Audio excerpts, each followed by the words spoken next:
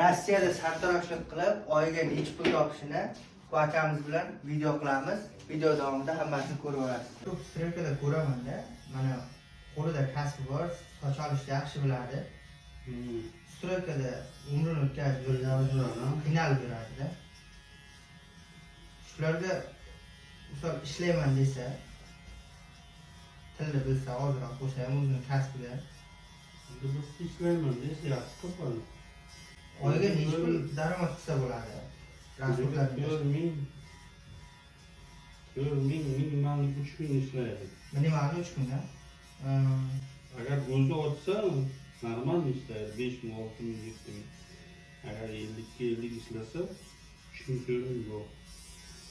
Endi boshlanishga 50 ishlagan yaxshi. 50 ishlab, bizda oddiy salon 5 so'm oladi. Bor salonlar 1,5-2,000 so'm. Aka, qanchadan beri bu akaga soch oldirasiz? Shu aka usta bo'lgandan beri. Usta bo'lgandanmi?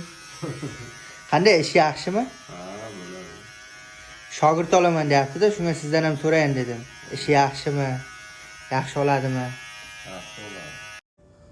Bu akani adresi Parnas metrodan chiqqandan keyin 500 metrdan keyin chap qo'lda. Shundoq ko'rinib turibdi.